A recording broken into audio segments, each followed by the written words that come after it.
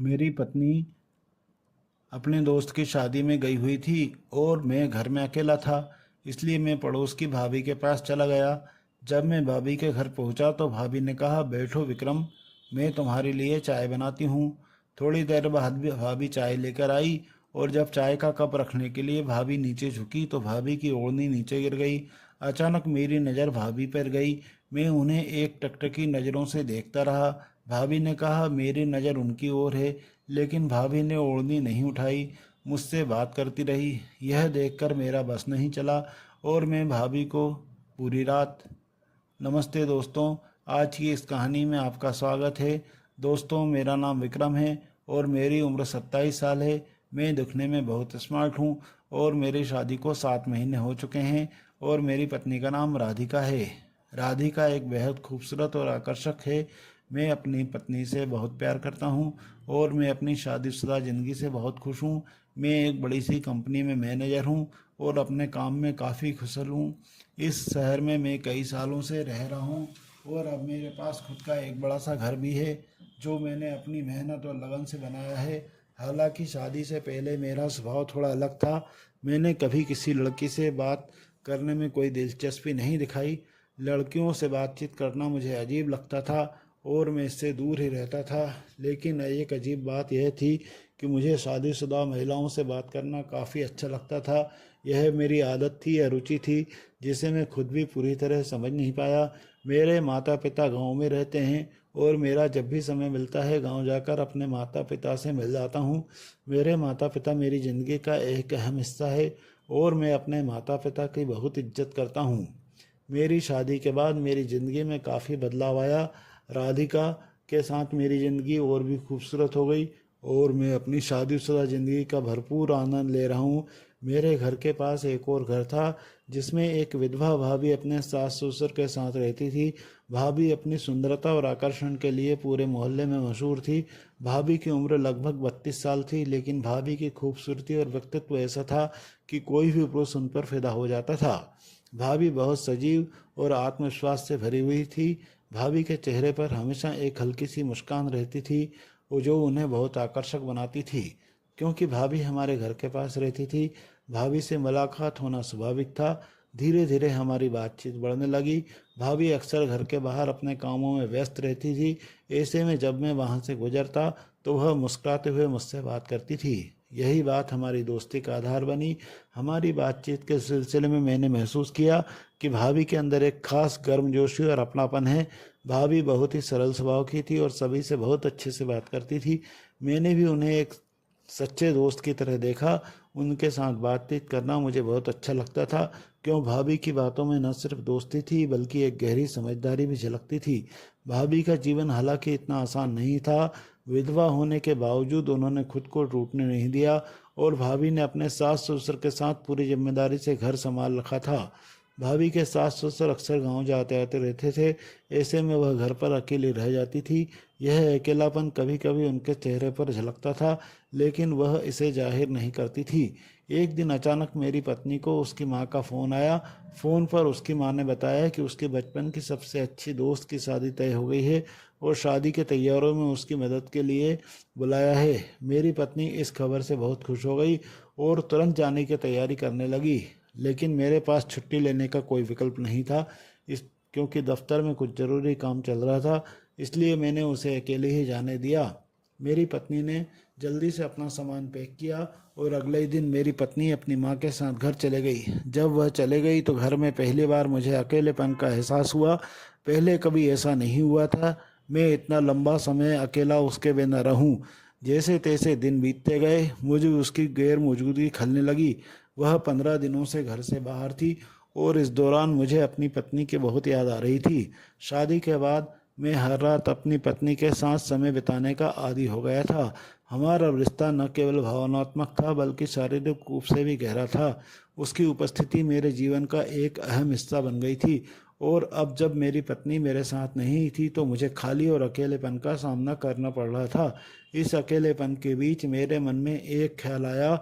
मैंने सोचा कि जिस खुशी की ज़रूरत मुझे है वह शायद भाभी ही मुझे दे सकती है। भाभी विधवा थी और मैं यह सोचने लगा कि शायद उनकी ज़िंदगी में भी यही खालीपन होगा जो मेरी ज़िंदगी में इन दोनों था। उनके पति के जाने के बाद उन्हें भी शायद वही स्नेह और खुशी नहीं मिल रही होगी जिसकी कि एक इंसान को ज़रूरत होती है।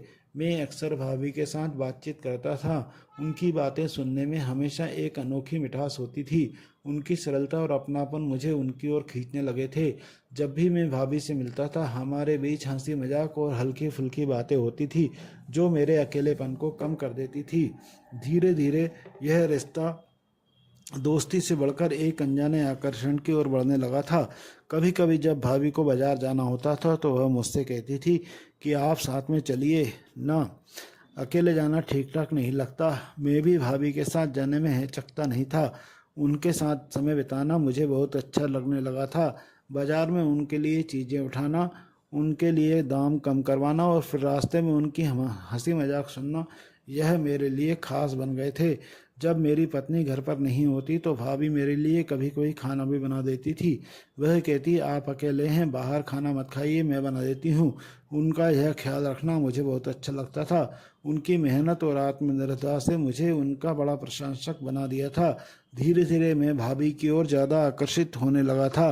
भाभी की मुस्कुराहट, उनकी बातें और उनका स्वभाव मेरे दिल में एक खास जगह बना रहा था।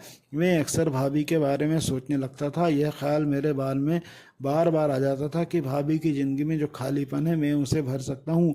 एक दिन ऐसा ही हुआ जिससे मेरी भावनाओं को और गहरा कर दिया। सुबह सुबह जब मैं काम पर जाने के लिए तैयार हो रहा था तो मैंने भाभी को देखा। भाभी स्नान करके बाहर आ रही थी। उनके गीले बालों पर टॉवेल लटका हुआ था और उन्होंने सफ़ेद रंग की साड़ी पहन रखी थी। उस पल भाभी किसी हीरोइन से कम नहीं लग रही थी। भाभी के चेहरे की चमक और उनकी साड़ी का रंग ऐसा था जैसे भाभी ने पूरे माहौल को रोशन कर दिया हो। मैंने एक पल के लिए भाभी को देखा और हैरान रह गया। भाभी की खूबसूरती मेरी कल्पना से कहीं अधिक थी।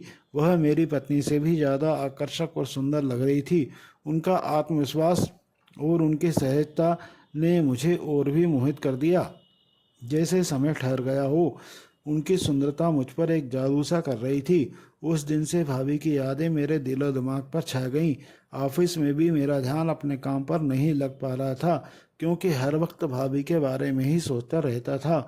उनकी हंसी, उनकी बातें और उनका स्नेह मेरे जीवन का एक महत्वपूर्ण हिस्सा बन चुके थे। अब उनके बिना रहना मेरे लिए संभव सा लगने लगा था। एक दिन अचानक मेरी तबीयत खराब हो गई। मैं ऑफिस नहीं जा सका और घर पर ही रहा। मेरी पत्नी किसी काम के लिए घर पे बाहर गई थी। मेरी देखभाल करने वाला कोई नहीं था। मेरी हालत ऐसी थी कि हर पल भाभी की कमी महसूस हो रही थी। तभी अचानक मेरे मन में ख्याल आया कि क्यों ना भाभी के पास चला जाऊं, शायद उनसे मिलकर मेरी हालत कुछ बेहतर हो जाए। मैं भाभी के घर के पास पहुंचा। दरवाज़ा खुला था, वह रसोई में काम कर रही थी। भाभी ने मुझे देखा और मुस्कुराते हुए पूछा क्या हुआ विक्रम, तुम आज ऑफिस नहीं गए?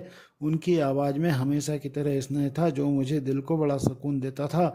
मैंने थकी आवाज़ में जवाब दिया नहीं भाभी, आज तबीयत ठीक नहीं है, सिर में बहुत दर्द हो रहा है और मैंने सोचा कि आपसे मिलने आ जाऊं, शायद आपके पास मिलकर थोड़ी राहत मिल जाए। भाभी ने अपने काम की चीज़ें सब एक तरफ रख दी और मेरी तरफ बढ़ी। भाभी मेरी पेशानी पर हाथ रखा और कहा तुम्हारा सिर तो गर्म हो रहा है, लगता है तुम्हें बुखार है, तुम बैठो, मैं तुम्हारे लिए कुछ बना देती हूँ। मैं भाभी से बातें करते हुए अब बिल्कुल भी शर्म या झिझक महसूस नहीं कर रहा था। उनकी उपस्थिति में एक अजीब सा सुकून महसूस हो रहा था, जैसे उनके सामने मैं अपने दिल की हर बात खुलकर कह सकता था। मैंने गहरी सांस ली और कहा कि भाभी, क्या आपको पता है हर पुरुष को अपनी पत्नी की ज़रूरत होती है, उसकी मौजूदगी ना हो तो जीवन अधूरा सा लगता है। मेरी पत्नी काफ़ी दिनों से मेरे साथ नहीं है। कभी कभी मुझे ऐसा लगता है कि मैं उसे बुलाऊं और उसके पास बैठूं, उसके साथ समय बिताऊं, लेकिन जब वह मेरे साथ नहीं होती तो यह अकेलापन मुझे परेशान करता है। मेरी बात सुनकर भाभी ने गहरी नज़रों से मेरी ओर देखा। उनके चेहरे पर एक अजीब सा भाव था, उसमें सहानुभूति और समझदारी दोनों झलक रही थी। उन्होंने शांत स्वरूप में कहा विक्रम, तुम्हारी बात बिल्कुल सही, मैं समझ सकती हूँ कि तुम्हारे मन में यह खालीपन क्यों है। हर इंसान को अपने साथी की ज़रूरत होती है। मैं भी इन भावनाओं से अनजान नहीं हूँ। मेरे पति के जाने के बाद भी यह अकेलेपन का अनुभव एक ऐसा एहसास है जो कभी कभी बहुत भारी लगने लगता है। उनकी यह बात सुनकर मुझे लगा कि शायद हम दोनों का दर्द कहीं ना कहीं एक जैसा है। मैं कुछ और कहना चाहता था लेकिन तभी भाभी ने बात बदलते हुए कहा अच्छा विक्रम, तुम बैठो, मैं तुम्हारे लिए अदरक वाली चाय बनाकर लाती हूँ, इससे तुम्हें थोड़ा आराम मिलेगा। यह कहकर भाभी रसोई की तरफ चले गई। मैं कमरे में सोफे पर बैठ गया और इधर उधर देखने लगा। उनका घर हमेशा की तरह साफ सुथरा और व्यवस्थित था। कुछ ही देर में भाभी चाय का कप ले आई। उन्होंने कप मेरी तरफ बढ़ाया और मुस्कुराते हुए कहा, लो पी लो चाय, तुम्हारे सिर दर्द में राहत देगी। उनकी मुस्कान में एक अपनापन था जो मेरे मन को सुकून दे रहा था। हम दोनों ने साथ बैठकर चाय पी। चाय सचमुच बहुत स्वादिष्ट थी। उसका हर घूंट मुझे राहत दे रहा था। चाय खत्म करने के बाद भाभी मेरे पास सोफे पर बैठ गई। भाभी ने मेरी तरफ देखा और कहा, विक्रम तुम थके हुए लग रहे हो, शायद सिर की मालिश से तुम्हें आराम मिलेगा। मैं तुम्हारे सिर की मालिश कर देती हूँ। मैंने कोई विरोध नहीं किया। भाभी ने बड़े प्यार से मेरे सिर पर अपने हाथ रखे और धीरे धीरे मालिश करना शुरू कर दिया। भाभी के हाथों का स्पर्श बेहद शांत और आरामदायक लग रहा था। ऐसा लग रहा था जैसे भाभी की हर हरकत मेरे सिर के दर्द को कम कर रही हो। भाभी के उस स्पर्श से मेरे अंदर कुछ अलग ही महसूस हो रहा था। मुझे पता था कि भाभी की इच्छाएं जागृत हो रही है, लेकिन जब तक वह कुछ नहीं कहती मैं कुछ नहीं कर सकता था। भाभी ने थोड़ी देर मालिश करने के बाद जब चाय का कप लेने के लिए नीचे झुकी तो उनकी ओढ़नी सरक गई और अचानक मेरी नज़र भाभी पर चले गई। मैंने एक टक नज़रों से भाभी को और देखते ही रह गया। भाभी ने देखा कि मेरी नज़रें उन पर हैं, लेकिन फिर भी उन्होंने ओढ़नी को सही नहीं किया और मुझसे बात करती रही। यह देखकर मैं खुद को नहीं रोक सका, इसलिए मैंने बिना सोचे ही भाभी को गले लगाया और उन्हें अपने कमरे में ले गया। कमरे में पहुंचते ही भाभी ने लाइट बंद कर दी और मुझे भी जोर से गले लगा लिया। फिर हम एक दूसरे के गले में खो गए और हमने बहुत प्यार की बारिश की। भाभी ने मुझे दिल से समर्थन दिया और उस रात हम दोनों ने बहुत आनंद लिया और मैं वहीं सो गया। सुबह उठकर भाभी पर बहुत खुश थी और मैं भी, क्योंकि मुझे वह सुख मिल गया था जिसकी मुझे तलाश थी। फिर मैंने स्नान करके अपनी ड्यूटी के लिए निकलने की तैयार की। तब भाभी ने मुझे गला लगाया और कहा, विक्रम जब तक तुम्हारी पत्नी मायके में है तब तक हर रात मेरी इच्छाएं पूरी करो। मैंने भाभी से कहा, ठीक है, और काम पर निकल गया। कुछ दिन यूं ही बीत गए। अब मेरे जीवन में एक बड़ा बदलाव आने वाला था, क्योंकि मेरी पत्नी वापस आ गई थी। पत्नी के आने के पर मैं ज़्यादातर समय उसके साथ बिताने लगा और भाभी को बहुत कम समय दे पा रहा था। मैं क्या कर सकता था? पत्नी के नहीं आने के बाद मैं भाभी के पास नहीं जा सकता था। मुझे भाभी की बहुत चिंता होती थी। एक दिन जब मेरी पत्नी बाजार गई थी, मैं भाभी के पास पहुंच गया। भाभी ने कहा, विक्रम तुम बहुत बदल गए हो, तुम्हें मेरी याद नहीं आती क्या? तुम्हारी पत्नी वापस आने के बाद तुमने एक बार भी मुझे खुशी नहीं दी। मैंने कहा, ऐसा कुछ नहीं है भाभी, लेकिन मेरी पत्नी मुझ पर थोड़ा शक करने लगी है। वह मुझे अपने पास नहीं आने देती है। तभी अचानक भाभी ने मुझे जोर से गले लगा लिया और अपने कमरे में ले गई। फिर हमने 2-3 घंटे तक बात की। अब मैं थक चुका था, लेकिन भाभी मुझे छोड़ने के लिए तैयार नहीं थी, क्योंकि फिर से मेरे लिए भाभी से मिलना संभव नहीं था। इसलिए भाभी ने मुझे फिर से जोर से गले लगाया और यह हमारी आखिरी मुलाकात थी।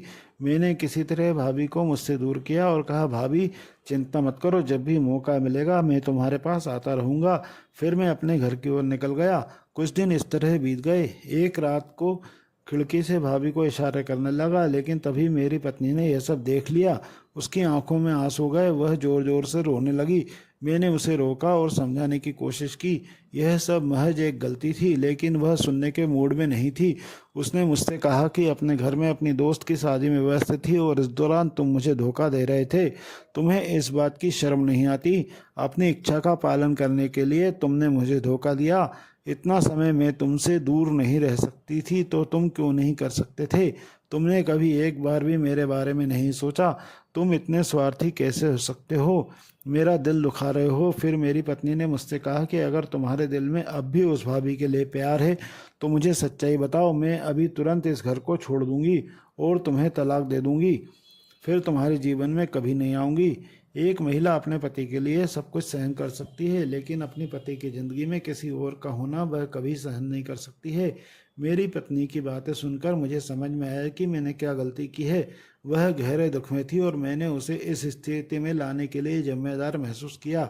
उस रात की बात हमेशा मेरे मन में रहेगी, क्योंकि उसने मुझे यह सिखाया कि किसी भी क्षणिक आनंद के लिए अपने परिवार को चोट नहीं पहुंचाना चाहिए। उसकी बातें सुनकर मैं चुप हो गया और मुझे एहसास हुआ कि रिश्ते की सच्चाई और भावनाओं का सम्मान करना कितना महत्वपूर्ण है। मैंने ठान लिया कि अपनी पत्नी का दिल दुखाने के लिए मैं माफ़ी मांगूंगा और उसे कभी दुख नहीं पहुंचाऊंगा। मैंने अपनी पत्नी से माफ़ी मांगी और कहा कि फिर कभी नहीं होगा। तुम मुझे छोड़कर कहीं मत जाना, मैं सिर्फ तुम्हारा हूँ। तुम मेरे लिए सब कुछ हो और मैं तुम्हारे बिना नहीं जी सकता। उस दिन के बाद मैंने कभी भी भाभी के पास नहीं गया। मैंने अपनी पत्नी को सब कुछ बताया और उससे माफ़ी मांग ली। उसने भी बड़े दिल से मुझे माफ़ कर दिया। अब मैं अपनी पत्नी के साथ खुशी से जीने लगा।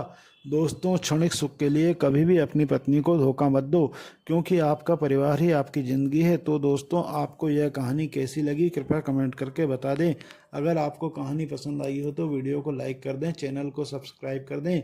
मैं और एक प्यारा छोटा सा कमेंट कर दें कि कहानी आपको कैसी लगी। मैं इस तरह की कहानी आपके लिए और लेकर आता रहूँगा। कल फिर मिलेंगे नई कहानी के लिए। कृपया वीडियो को लाइक, चैनल को सब्सक्राइब अवश्य कर दें। धन्यवाद।